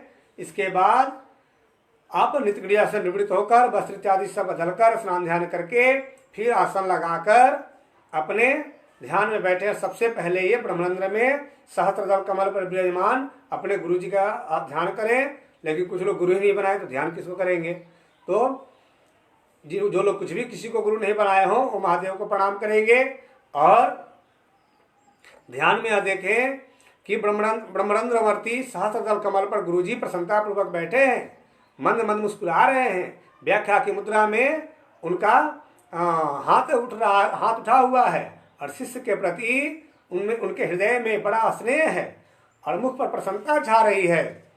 और कहते हैं वे शांत निरंतर संतुष्ट रहने वाले हैं और साक्षात परब्रह्म स्वरूप हैं। सदा इस प्रकार उनका चिंतन करना चाहिए। इस तरह ध्यान करके मन ही मन गुरु की आराधना करें। तदंतर निर्मल श्वेत सहस्त्र जल भूषित विस्तृत हृदय कमल में विराजमान अपने इष्ट देव श्री कृष्ण का ध्यान करें। कहते हैं अब वैसा ही ध्यान और जो रूप बतलाया गया है वैसा ही चिंतन करना चाहिए। गुरु जी की आज्ञा ले समयोचित कर्तव्य का पालन करना चाहिए। क्रम यह है कि पहले गुरु का ध्यान करके उन्हें प्रणाम करें, फिर उनकी विधिवत पूजा करने के पश्चात उनकी आज्ञा ले इष्ट देव का ध्यान एवं पूजन करें। गुरु ही देवता के स्वरूप का दर्शन कराते हैं, वे इष्ट देव के मंत्र, पूजा विधि और जप का उपदेश देते हैं। गुरु ने इष्ट देव को देखा है परंतु इष्ट देव ने गुरु को नहीं देखा है, इसलिए गुरु इष्ट देव से ही बढ़कर है। गुरु ब्रह्मा है, गुरु ही विष्णु है, गुरु ही महेश्वर देव है, गुरु आदि प्रकृति भगवती दुर्गा देवी हैं, गुरु चंद्रमा है, अग्नि है, सूर्य है, गुरु ही वायु और वरुण है, गुरु ही माता पिता और सूरज है, तथा गुरु ही परम परमात्मा है। गुरु से बढ़कर दूसरा कोई पूजनीय नहीं है। इष्ट देव के रुष्ट हो जाने पर समर्थ है, परंतु गुरुदेव के रुष्ट हो जाने पर संपूर्ण देवता मिलकर भी उस साधक की रक्षा करने में समर्थ नहीं है। कहते हैं जिस पर गुरु सदा संतुष्ट है उसे पग पग पर विजय की प्राप्ति होती है, और जिस पर गुरुदेव रुष्ट हैं उसके लिए सदा सर्वनाश की संभावना रहती है। जो मूढ़ ब्रह्मवश गुरु की पूजा न करके इष्ट देव का पूजन करता है वह सैकड़ों ब्रह्मत्याओं का पाप का भागी बनता है। तो कहते हैं इसमें संशय नहीं है, सामवेद में साक्षात भगवान श्री हरि ने भी ऐसी बात कही है, इसलिए गुरु इष्ट देव से ही बढ़कर है। कहते हैं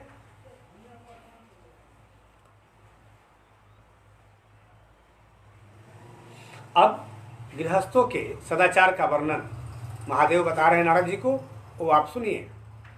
कहते हैं मुने इस प्रकार गुरुदेव तथा इष्ट देव का ध्यान एवं स्मरण करके साधक वेद में बताए हुए स्थान पर पहुंचकर प्रसन्नता पूर्वक मल और मूत्र का त्याग करें। जल के निकट का स्थान, बिल युक्त भूमि, प्राणियों के निवास के निकट, देवालय के समीप, वृक्ष की जड़ के पास, मार्ग यानी रास्ते पर, हल से जोती हुई भूमि, खेती से भरे हुए खेत, गौशाला, नदी, कदराओं के भीतर का स्थान, फुलवाड़ी, कीचड़ युक्त अथवा दलदल युक्त भूमि, गांव आदि के भीतर की भूमि, लोगों के घर के आसपास के स्थान, मेघ या खंबे के पास, पुल, शकरकंडों के वन, शमशान भूमि, अग्नि के समीप, क्रीड़ा स्थल, खेलकूद के मैदान, विशाल वन, मचान के नीचे का स्थान, पेड़ की छाया से युक्त स्थान, जहाँ भूमि के भीतर प्राणी रहते हो वह स्थान, जहाँ ढेर के ढेर पत्ते जमा हो वह भूमि, जहाँ घनी धूप उगी हो वह अथवा कुछ जमे हो वह स्थान, बौबी जहाँ वृक्ष लगाए गए हों वहाँ की भूमि, तथा जो किसी विशेष कार्य के लिए झाड़ बुहार कर साफ की गई हो वह भूमि,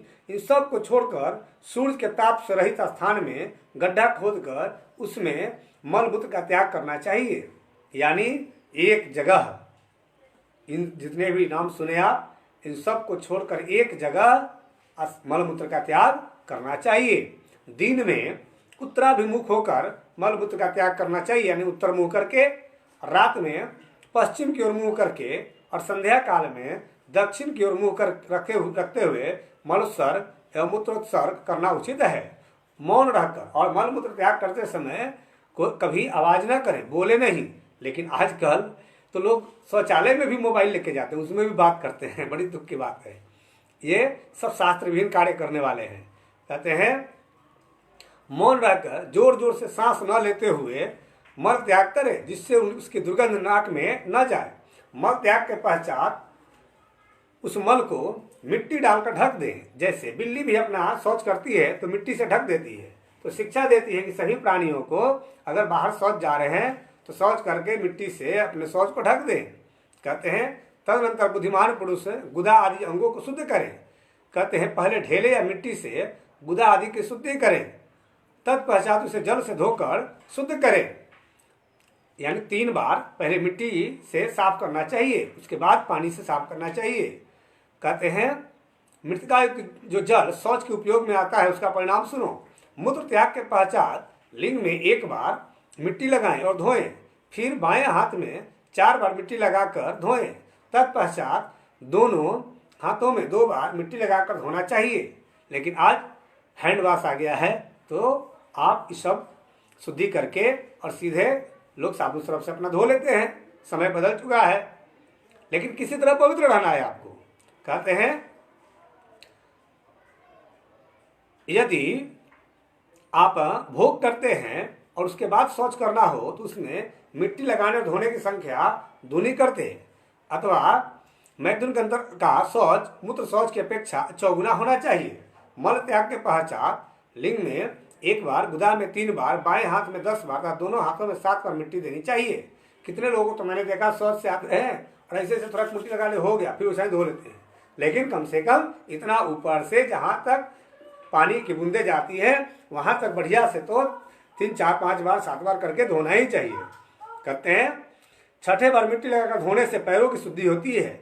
गृहस्थ ब्राह्मणों के लिए मल त्याग कर अंतर यही शौच बताया गया है। विधवाओं के लिए इस शौच का परिणाम दुगना बताया गया है। कहते हैं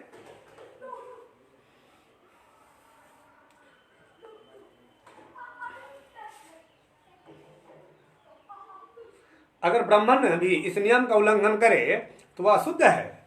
कहते हैं और कहते हैं दांत मांजने के लिए काठ की लकड़ी ली जाती है। सामवेद में श्रीहरि ने इसका विस्तार से वर्णन किया है। आपा मार्ग, चिचिरा या उंगा, इसका दांत से इसका अगर दतुअन करते हैं तो 100 बरस तक दांत खराब नहीं होता है। सिंधुआर, संभालू या निर्गुंडी, आम, करवीर, कनेर, खैर, सिरस, जाति, जायफल, पुनाग, नागेश्वर या कैफल, साल, साखू, अशोक, अर्जुन, दूध वाला वृक्ष, कदम, जामुन, मौसरी, उड्र, अड़हुल और पलाश ये वृक्ष दतुवन के लिए उत्तम माने गए हैं। इनसे दतुवन करने से दांत आपके मजबूत रहेंगे, स्वस्थ रहेंगे।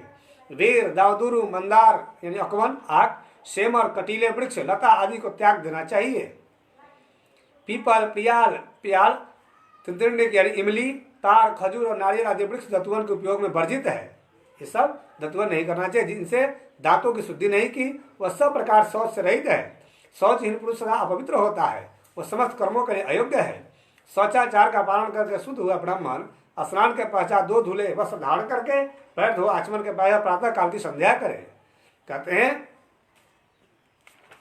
इस तरह। अब आगे सुनिए, भगवान की पूजा में किन वस्तुओं का प्रयोग करें। अतः शास्त्र के अनुसार उसका वर्णन करता हूं। कोई वैष्णव पुरुष श्रीहरि को प्रतिदिन भक्ति भाव से 16 सुंदर तथा पवित्र उपचार अर्पित करते हैं। कोई 12 द्रव्यों का उपचार, कोई 5 वस्तुओं का उपचार चढ़ाते हैं। जिनकी जैसी शक्ति हो उसके अनुसार पूजन करें। पूजा की जड़ है भगवान के प्रति भक्ति, वस्तु नहीं। कितनी वस्तुओं से पूजा करते हैं ये निर्भर नहीं करता। आसन, वस्त्र, पाद्म, अर्घ्य, आचमनीय, पुष्प, चंदन, धूप, दीप, उत्तम नैवेद्य, गंध, माल्य, ललित एवं विलक्षण शैया, जल, अन्न और तांबूल ये सामान्यतः अर्पित करने योग्य 16 उपचार हैं। कहते हैं गंध, अन्न, शैया और तांबूल इनको छोड़कर शेष द्रव्य 12 उपचार हैं। पाद्म, अर्घ्य, आचमनीय, पुष्प और नैवेद्य ये 5 उपचार हैं। श्रेष्ठतम साधक मूल मंत्र का उच्चारण करके सभी उपचार अर्पित करें। कहते हैं जो मंत्र दीक्षा लिए हैं उसी मंत्र से आप इन सभी वस्तुओं का अर्पण कर सकते हैं। बोले श्री वृंदावन बिहारी लाल की जय। महादेव जी ने कहा, मुने, कोई तपस्वी चिरकाल तक मौन रहकर बिना आहार के ही रहता है, तो कोई वायु पीकर रह जाता है और कोई फलहारी होता है। मन अपनी स्त्री के साथ रहकर यथोचित समय पर अन्न ग्रहण करता है।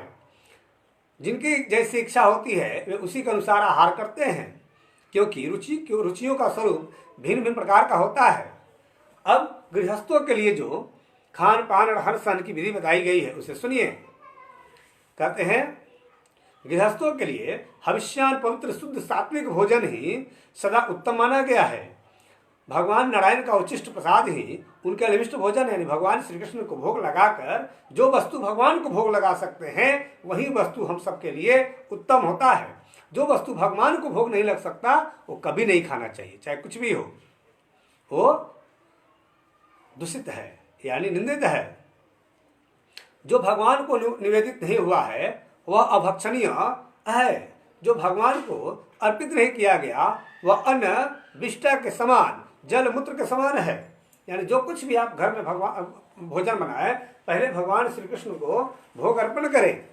त्वद्यमस्तु गोविंदम तुभ्यमेव समर्पये तेन त्वदंग गृहकमले रतिमेक शाश्वतीम। अगर ये कहने नहीं आया तो आप कहें कि हे प्रभु, हे श्री कृष्ण प्यारे, हमारे घर में जो कुछ भी प्रिय पदार्थ बना है भोजन वो सब आपके लिए है, आप इसे भोग लगाइए और अपने प्रसाद के रूप में हम भक्तों को दीजिए। और फिर जल से अचमन करा के भगवान को प्रणाम करके फिर भोजन करें। इतना भी नहीं आता तो ऐसे कहेंगे, पूरे ब्रह्मांड में आपकी सखा, जो दिया सो आगे रखा, जो जो भावे सो सो लीजिए, और जूठन हम आत्मा को दीजिए, आप अपने भक्त को दीजिए। इस तरह से कह के जलाचमन करके भगवान को अर्पण करके प्रणाम करके और भोजन करना चाहिए।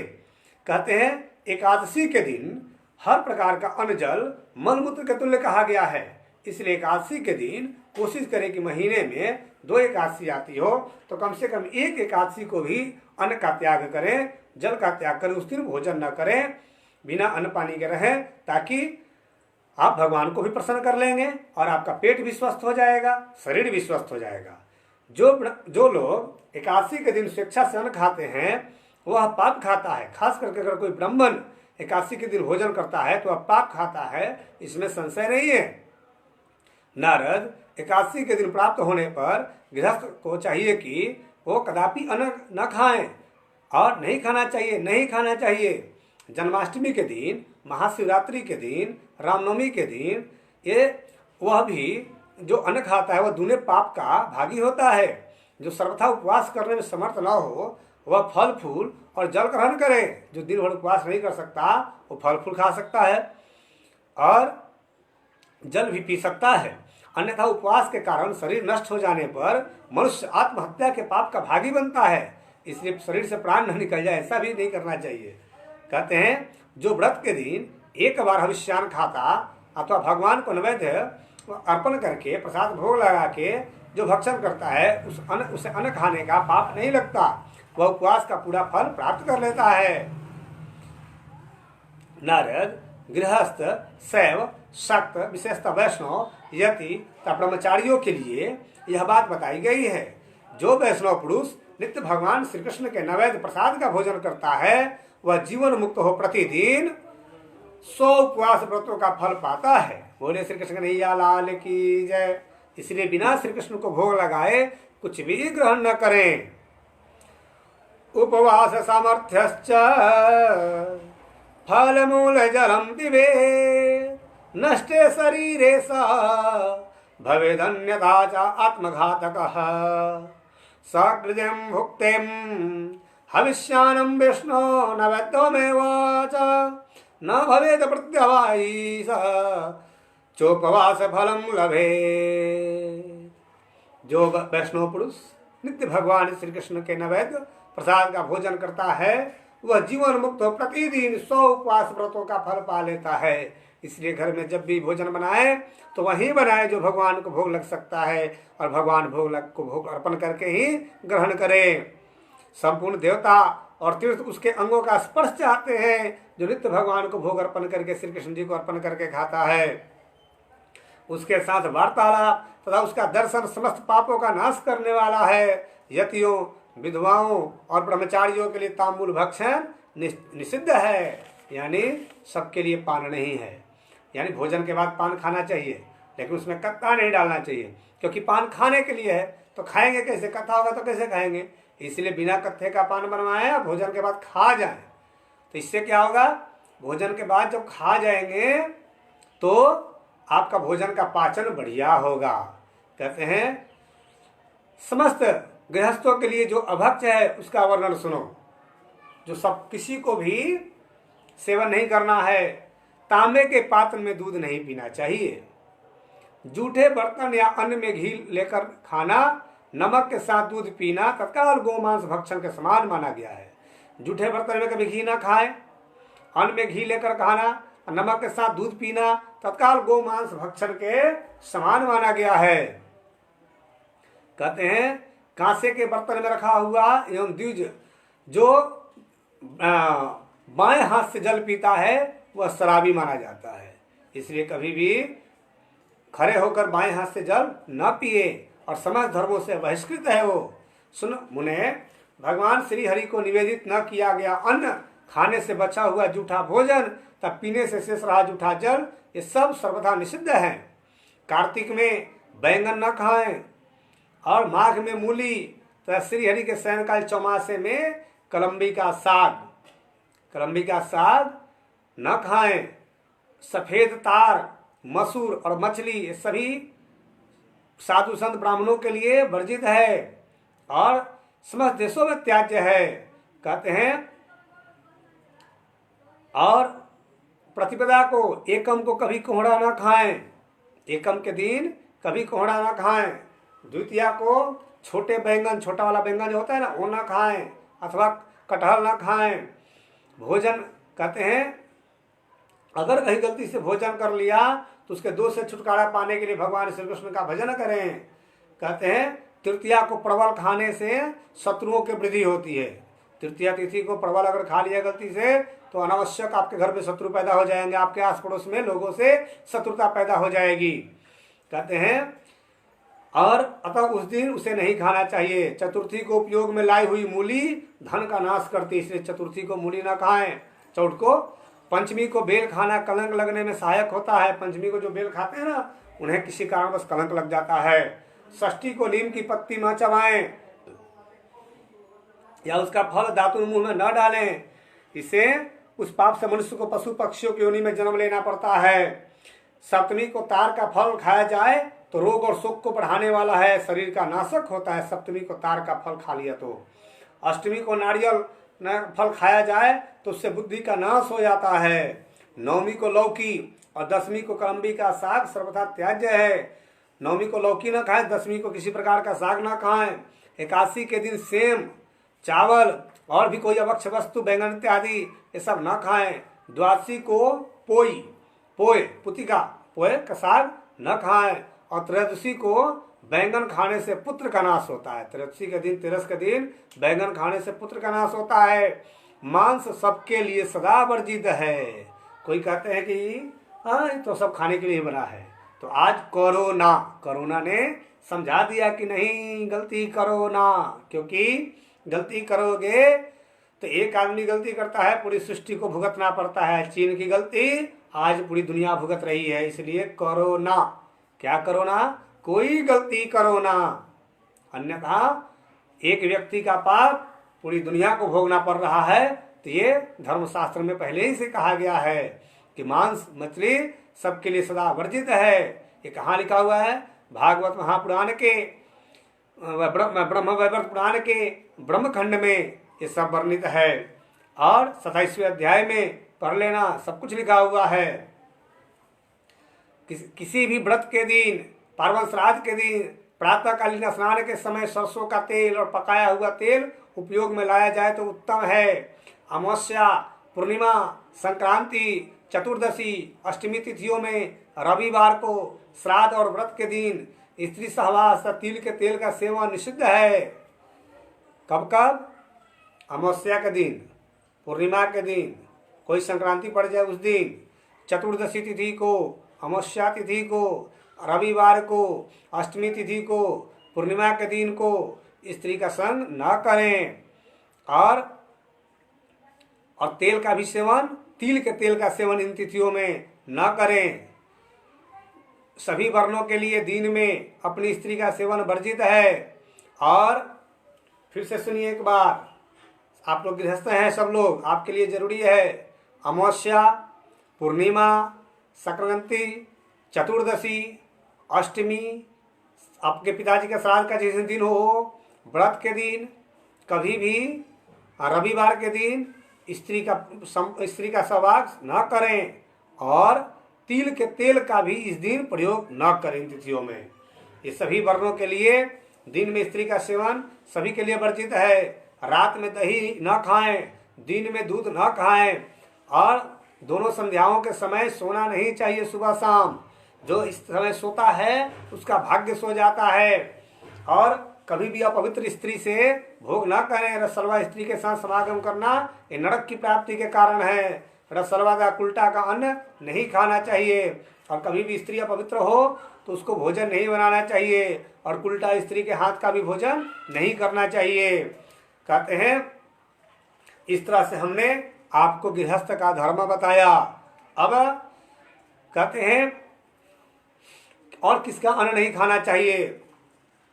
जो व्यक्ति उत्तम कुल में जन्म लेकर निम्न कुल की कन्या से संबंध रखता है और वह ब्राह्मण ही क्यों न उसका अन्न खाने योग्य नहीं है, यानी अपने कुल के ही स्त्री से कभी भी विवाह शादी करें, ये ध्यान रखें। ब्राह्मण से, क्षत्रिय से, वैश्य से, शूद्र से। ब्राह्मण सुदखोर और गणक का अन्न नहीं खाना चाहिए। जो शुद्धि पैसा चलाता हो उसका भी अन्न खाने में पाप लगता है। और अग्रदानी ब्राह्मण महापात्र, कभी भी महापात्र का भी अन्न नहीं खाना चाहिए। चिकित्सक, वैद्य या डॉक्टर का अन्न भी खाने योग्य नहीं होता है। जहाँ तक हो सके बच सके बचाएं। अमावस्या तिथि और कृतिका नक्षत्र के दिन कभी भी छौड़ कर्म हजामत वर्जित है। जो मैथुन करके देवताओं का पितरों का तर्पण करता है, यानी स्त्री भोग किया और देवता पितरों की पूजा में लग गया, वह पाप करता है। और जो जल अर्पण किया वो रक्त अर्पण करता है तथा उसे देने वाला नरक में पड़ता है। नारद, जो करना चाहिए वही करना चाहिए, जो भक्ष है और जो अभक्ष है वह सब तुम्हें बताया गया। अब आगे क्या सुनना चाहते हो? इस पर नारद जी ने कहा कि अब हमें भगवान के स्वरूप का बोध कराइए कि भगवान कैसे हैं। बोलिए श्री सच्चिदानंद भगवान की जय। कहते हैं प्राचीन काल की बात है, वैकुंठ धाम में मैंने, ब्रह्मा जी ने और धर्म ने श्रीहरि के समक्ष अपना यही प्रश्न उपस्थित किया था। उस समय भगवान विष्णु ने हम सब के सामने उपदेश किया था कि देखो, एक परमात्मा ही मिथ्या दो चंद्रमाओं की तरह प्रतीत हो रहे हैं। वास्तविक चंद्रमा यानी परमात्मा इस सृष्टि से परे हैं। और जैसे आकाश का चंद्रमा का प्रतिबिंब जल में पड़ता है, मछलियां उसी चंद्रमा को पकड़ने के लिए दौड़ती हैं, लेकिन वास्तव तो है नहीं कि पकड़ में आए। उसी तरह वास्तविक परमात्मा तो सृष्टि से, प्रकृति से परे श्री कृष्ण भगवान अपने परमधाम में हैं। उनका प्रतिबिंब ये सब मायावी देवी देवता नाना प्रकार के हैं। अब इन्हीं को हम लोग ब्रह्म मान के पकड़ बैठते हैं, इसी में बड़ी भूल हो जाती है। अंत समय में मुक्ति हाथ नहीं लगती है। कहते हैं वे भगवान श्री कृष्ण से ही सबसे पहले महाविराट आदि पुरुष महाविष्णु, इनके अनेक नाम हैं, ये प्रकट होते हैं। महाविष्णु के एक ओम सिद्धों से असंख्य से साई नारायण आदि शक्ति प्रकट होती है। और एक से साई नारायण आदि शक्ति के शरीर में 14 लोक होता है। उसमें सबसे पहले ब्रह्मा विष्णु महेश उत्पन्न होते हैं। और ये 3 गुण, ये 3 देवता 3 कार्य संभालते हैं, उत्पत्ति, पालन, संहार। और फिर इनके द्वारा सृष्टि का विस्तार होता है। 84 लाख योनियों में ही ये देवता भी हैं, ऋषि मुनि गण सब हैं। अतः इन सब में कभी भी वास्तविक आस्था नहीं करनी चाहिए, क्योंकि ये वास्तविक सत्य वस्तु नहीं है, क्योंकि ये उल्टा प्रतिबिंब पड़ा है परमात्मा का, श्री कृष्ण का। और वह प्रतिबिंब ही सबसे पहले आपको आदि पुरुष के रूप में प्रकट हुआ, आदि पुरुष नारायण के रूप में। अब उसने कहा एक को हम बहुश्याम, एक हूँ अनेक हो जाऊं, तो उसके रोम रोम से असंख्य ब्रह्मा विष्णु महेश पैदा हो गए। एक से साई नारायण, एक आदि शक्ति का असंख्य ब्रह्मांड पैदा हो गया। और हर ब्रह्मांड में अलग अलग ब्रह्मा विष्णु महेश और तीनों देवियां प्रकट हुई। और इनके द्वारा 14 लोकों में सृष्टि बनाई जाती है। कहते हैं और फिर जब संसार का प्रलय होना होता है, उस समय संसार का संहार हो जाने पर एकमात्र परब्रह्म परमात्मा ही शेष रहते हैं। अतः हम यह चराचर जगत उन्हीं में लीन हो जाते हैं। ब्रह्मा जी कहते हैं कि हे पुत्र नारद, महादेव जी कहते हैं हे पुत्र नारद, हम मेरे जैसा महादेव, तुम्हारे पिता ब्रह्मा, भगवान विष्णु, ये सब लोग, दुर्गा आदि देवियाँ सब भगवान श्री कृष्ण में विलीन हो जाते हैं।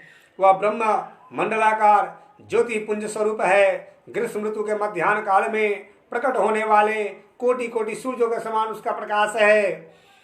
और वह आकाश के समान विस्तृत सर्वव्यापक एवं अविनाशी है। कहते हैं योगी जनों को ही वह चंद्रमंडल के समान सुखपूर्वक दिखाई देता है। योगी लोग उसे सनातन परब्रह्म कहते हैं और दिन रात उस सर्वमंगल में सत्स्वरूप परमात्मा का ध्यान करते रहते हैं। वह परमात्मा निरीह निराकार सबका ईश्वर है। और उस परमात्मा का स्वरूप कैसा है? द्विभुजम मुरलीहस्तम किशोरम गोपवेशिनम, यानी उस परमात्मा की 2 भुजाएं हैं, मुरली हाथ में मोर पंख का मुकुट धारण किए रहते हैं। कहते हैं वहां बहुमूल्य रत्नों द्वारा निर्मित नाना प्रकार के विचित्र चित्रों से चिन्हित चित्रित रमणीय रत्न में सिंहासन पर सर्वेश्वर श्री कृष्ण बैठे हुए हैं परमधाम में। उनकी अंग कांति नवीन मेघमाला के समान श्याम है। वे किशोर अवस्था के बालक हैं। उनके नेत्र शरत काल की दोपहरी के सूर्य की प्रभा को छीन लेते हैं। उनका मुखमंडल शरत पूर्णिमा की पूर्ण चंद्रमा की शोभा को ढक देता है। उनका सौंदर्य कोटि कामदेवों की लवण्य लीला को तिरस्कृत कर रहा है। उनका पुष्प श्री विग्रह करोड़ों चंद्रमाओं की प्रभा से सेवित है। उनके मुख पर मुस्कुराहट खेलती रहती है और उनके हाथों में मुरली शोभा पाती है। उनके मनोहर छवि की सबने भूड़ी भूड़ी प्रशंसा की है। वे परम मंगलमय हैं। अग्नि में तपाकर शुद्ध किए गए सुवर्ण के समान रंग वाले 2 पीताम्बर धारण करने से उनका श्री विग्रह परम उज्ज्वल प्रतीत होता है। भगवान के संपूर्ण अंग चंदन से चर्चित तथा कस्तूमणि से प्रकाशित हैं। घुटनों तक लटकती हुई मालती की माला और बनमाला से विभूषित हैं। त्रिभंगी छवि सिक्त और मणिमाणिक्य से अलंकृत हैं। मोर पंख का मुकुट धारण करते हैं। उत्तर रत्नमय मुकुट से उनका मस्तक जगमगाता रहता है। रत्नों के बाजूबंद कंगन हार मंजरी से उनके हाथ पैर सब सुशोभित हैं। उनके गंड स्थल रत्नमय युगल कुंडल से अत्यंत शोभा पाते हैं। उनकी दंत पंक्ति मोतियों की पांच की तरह तिरस्कार करने वाली है। वे निर्गुण उन्हीं अविनाशी को परब्रह्म कहा गया है। वे ही दिव्य स्वेच्छा में शरीरधारी सनातन भगवान हैं। वे निर्गुण निरीह और प्रकृति से परे हैं। सर्वाधार सर्वबीज सर्वज्ञ सर्वरूप सर्वेश्वर हैं। वे आदि पुरुष भगवान ही स्वयं ही द्विभुज रूप धारण करके गोलोक में निवास करते हैं। उनकी वेशभूषा भी ग्वालों के समान होती है। वे अपने पार्षद गोपालों से घिरे रहते हैं और परिपूर्णतम भगवान को श्री कृष्ण कहते हैं। वे सदा श्री जी के साथ रहने वाले और श्री राधिका के परमेश्वर हैं। वे सबके अंतरात्मा सबके प्रत्यक्ष दर्शन सबको प्रत्यक्ष देने योग्य और सर्वव्यापी हैं। और कृष्ण का अर्थ है सब और न का अर्थ है आत्मा। जो सभी आत्माओं के स्वामी है वो श्री कृष्ण है। कहते हैं वे परब्रह्म परमात्मा सबके आत्मा है, इसलिए उनका नाम कृष्ण है। कहते हैं कृष्ण शब्द सर्व का वाचक है और न का आदिवाचक है। वे सर्वव्यापी परमेश्वर सबके आदि पुरुष हैं, इसलिए कृष्ण कहे गए हैं। वे ही भगवान अपने एक अंश से वैकुंठ धाम में 4 भुजाधारी लक्ष्मीपति के रूप में निवास करते हैं। वो अपने इस सब अंश लीला है और पूर्ण रूप में द्विभुजायुक्त गोलोक धाम में विहार करते हैं। और इस तरह से भगवान के स्वरूप का हमने आपके सामने संक्षेप से वर्णन किया। और गोलोक धाम से भी परे भगवान का अभी सबलिक रूप है, उससे भी परे केवल्य रूप है, उससे भी परे भगवान का सत्य स्वरूप है, उससे परे अविनाशी अक्षर ब्रह्म है और उससे भी परे परब्रह्म अक्षरातीत पुरुषोत्तम है। इस तरह से परब्रह्म की यहाँ तक की लीला है। बोलिए श्री कृष्ण कन्हैया लाल की जय, वृंदावन बिहारी लाल की जय।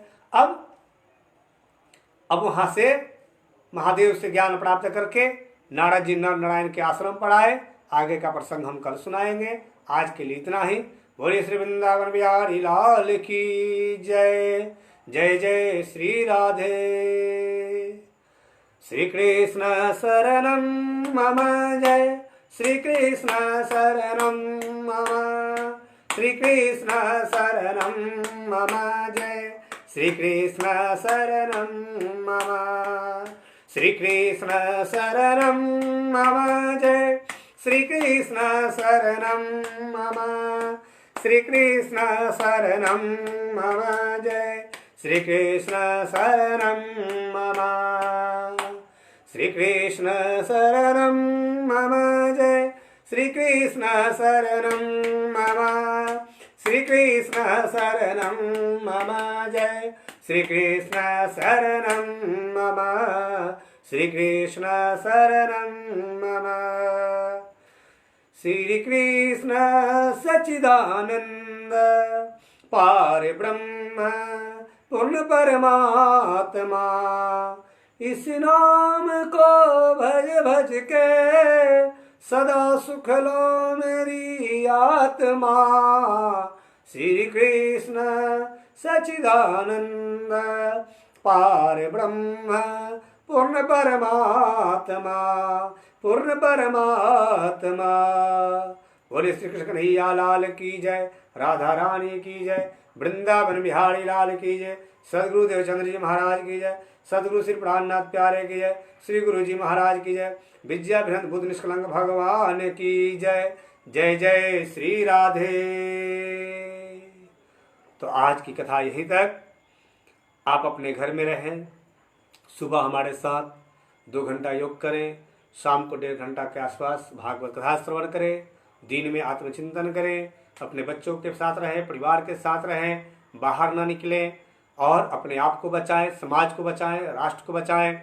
और ये अभी मैंने कथा में भी कहा कि मौन रहना चाहिए, एकांत में रहना चाहिए, ज़्यादा जंजाल में नहीं रहना चाहिए। तो कोरोना ने आज मजबूरी पैदा कर दिया कि सब लोग अपने अपने घर में आज चुपक कर रह रहे हैं। ये बहुत अच्छी बात है। अगर ऐसा ही जीवन बन जाए हमेशा के लिए तो फिर किसी का बीमारी किसी में नहीं जाएगा और हमारा देश एक अच्छा खुशहाल देश बन जाएगा। बोलिए श्री जय श्री कृष्ण, जय श्री राधे, प्रणाम।